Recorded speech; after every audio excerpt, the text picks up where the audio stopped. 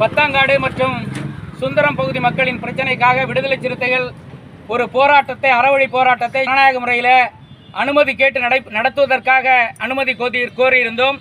இந்த சூழலில் அரசு தரப்பிலிருந்து அந்த போராட்டம் நடத்துவதற்கு அனுமதி இல்லை, தேர்தல் நடைமுறைகள் அமலுக்கு வந்துவிட்டது என்கிற செய்தியை சொன்னவுடன் நியாயமான முறையில் பொது வழியில் எங்கள் கோரிக்கையை வைக்காமல் அரசு அதிகாரியான நாங்கள் குற்றம் சாட்டுகிற இந்த கோட்டாட்சியர் மீதும் காவல் உட்கோட்ட அதிகாரி டிஎஸ்பி மீதும் எங்கள் தரப்பிலிருந்து சொல்ல இருக்கிற குற்றங்களை, குற்றச்சாட்டுகளை தெளிவுபடுத்துவதற்காக கோட்டாட்சியரை சந்திக்க வேண்டும் என்கிற கோரிக்கையை சொன்னோம். காலை 10 மணி முதல் இங்கு காத்து கொண்டிருக்கிறோம். அவருடைய அலுவலக வளாகத்திலேயே காத்திருக்கிறோம்.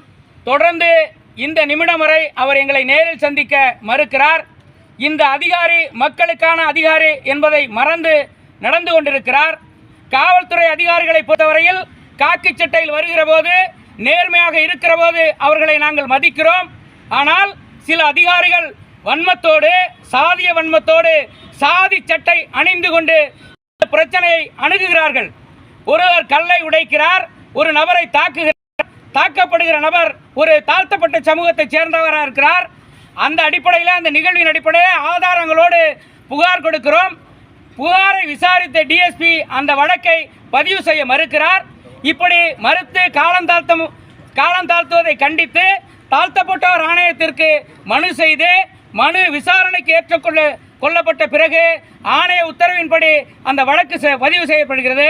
மீண்டும் ஒரு வார காலத்திற்குள் அந்த வழக்கை பொய்யான வழக்கு என்று, உண்மைக்கு புறம்பானது என்று அதை முடித்து வைக்க முயற்சி செய்கிற போது மீண்டும் ஆணையத்தில் எங்கள் தரப்பை முறையிட்டு ஒரு ஆணைய வழிகாட்டுதலை பெற்று வந்தோம்.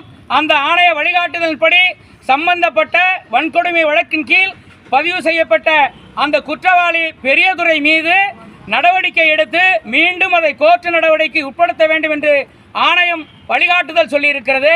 பத்தங்காட்டு கிராம தாழ்த்தப்பட்ட மக்களுக்கான உரிமையை கொண்டிருக்கிற அந்த கோவிலிலே பாதையை எப்படி விட வேண்டும் என்கிற வழிகாட்டுதலையும் ஆணையம் வழங்கியிருக்கிறது. ஆனால் இந்த கோட்டாட்சியரும் டிஎஸ்பியும் ஒன்றிணைந்து புதிதாக தாழ்த்தப்பட்ட மக்களுக்கு எதிராக நடந்து கொள்ளுகிறார்கள்.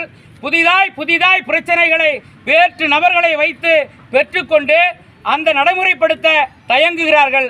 தயவு செய்து அரசு நிர்வாகம், மாவட்ட நிர்வாகம் உடனடியாக இந்த பிரச்சனையில் தலையிட்டு தாழ்த்தப்பட்ட மக்களின் வழிபாட்டு உரிமையை பாதுகாக்க வேண்டும். அவர்கள்